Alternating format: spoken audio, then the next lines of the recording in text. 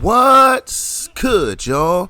It's that boy, Easy Millions, and I'm your host of That Boy ETV. You already know, man, we are back on Marvel Rivals, and here we are with another character breakdown. And as you can see in the background, this time is for that boy, Hawkeye, baby. So let's get right into this. And again, we're talking about Hawkeye. He is a duelist with a base health of 250. He is a 4 out of 5 difficulty, man. Now, Clint Barton is one of the greatest marksmen alive. He may not have superpowers, but his natural ability to hit virtually any target earned him a place alongside Earth's mightiest heroes. As Hawkeye, he's been known to take down an entire enemy fleet with nothing more than a quiver of arrows. Hawkeye's unparalleled skill as a marksman have earned him a spot among the Avengers, man. And with Hawkeye, first thing I'm going to say is, again, just like Black Widow, if you do not have above average to great aim, please stay away from this character, as Hawkeye is basically a backline DPS, basically a sniper. He will be in your backline constantly shooting shots. And if you aren't hitting shots, you will be basically useless to your team. But if you are hitting shots consistently, you will be a menace out there on the field, man. Now, I will say this. Hawkeye is more of a PC type of character, with the fact that mouse and keyboard have a much more range and can flick and do things of that nature, while someone like Black Widow is more controller friendly, being that she has a gun and aim assist and all that good stuff, man. So they're very similar, but I'm gonna give you the overall with Hawkeye later on in the video, man. But let's go ahead and get into his attack. Then he does have 2 attacks. So the first one here is going to be called the piercing arrow. This is an arching charged projectile. It does 8 when it's fully charged. It does between 8 to 80 damage, and without charge it does between 0 to 80 damage. The speed is between 120 to 180 meters per second. This does has infinite ammo. It does have a slow rate while charging at negative 30%. The maximum charge time is 0.9 seconds, and that the arrow has dropped noticeable after 50 meters, man. So as you can see, when you shoot this here, the charge up for the actual bow is not that bad. It's not that bad, but it will take about 2 body shots in order to kill. And right now, with his damage boost being an anchor team up, it'll take only 1 headshot to kill.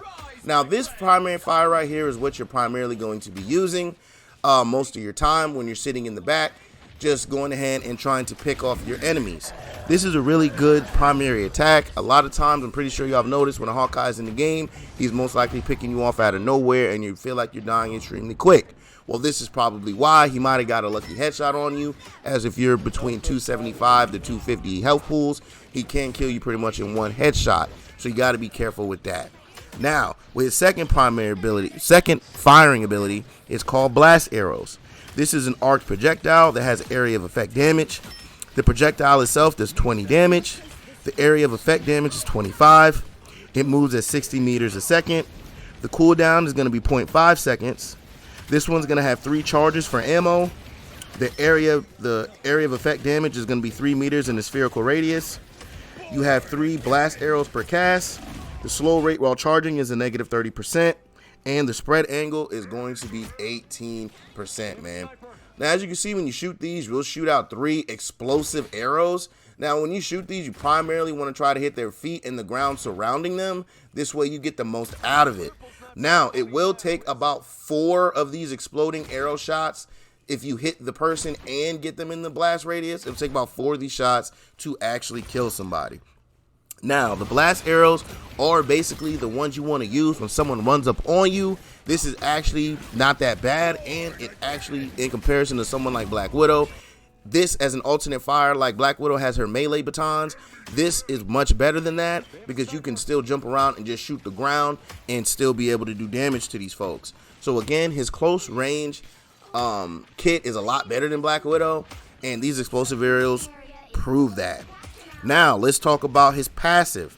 And for this, you aim at an enemy to improve focus, enhancing the damage inflicted by piercing armor. This Right here, it does 0 to 80 maximum damage if achieved after the 0.9 seconds of aiming. And you apply bonus damage to the base damage of the piercing arrow, man. Now, as you can see here, when you hold it, you will charge and you will see the arrow light up. This will let you know that you do have the focus going, and this basically just adds bonus damage to your attack. This, again, is another reason why you see yourself getting picked off by Hawkeye so much, because a lot of times he's just sitting back there. He is holding this for more than the 0.9 seconds, more often than not, and then he's able to hit you, getting not only the normal damage, but the extra applied damage on top of that, man. So just be careful when there's a Hawkeye on the map to not get picked off. Now we're going to get into this man's abilities, and the first one here is going to be called Crescent Slash. With this, you unsheath a katana and slash forward, hitting enemies airborne. This is a melee type ability. It does 40 damage. It has a 15-second cooldown. It has an 8-meter range, and it knocks the opponent back 15 meters, while the hitbox acts as a hemisphere in front of the player, man. So as you can see, when you hit this, you will pull your katana out and you will slice the enemy, knocking them back. This, again, is another very, very good up-close tool to help keep people off of you and to protect yourself. Yet again, this is very similar to probably Black Widow's kick, but with his katana, it is a lot easier to use, and it feels like it has a much bigger range and hitbox opposed to her kick. So this right here is a very good get off me tool. You'll use this to knock them away and then swap to your explosive arrows to go ahead and start laying down that AoE damage on top of them, baby. Now we're going to talk about the next ability here, and this is going to be called the Hypersonic Arrow. And with this, you're going to shoot a hypersonic arrow, dealing additional damage to enemies in its path. This is a projectile. It does 50 times 2 damage. The speed is 150 meters a second. The cooldown is 12 seconds. The range is 60 meters. And the area, the length is 3 meters. The width is 3 meters. And the height is 2.7 meters. Now with this, it grounds airborne enemies. It pierces on the ground. It doesn't require charging Archer's focus. It does have a slow rate of -40% and a slow duration of 1 second, man. Now, as you can see, when you pop this, you will pull out the arrow and you will shoot it. And as you can see, it will deal damage even if you shoot it like next to them, but it'll also deal damage if you hit them directly. If you hit them directly, it'll do 2 parts of damage with the initial hit and then the explosion. So this move right here, again, this is just one of them arrows you're probably just going to want to continually shoot out.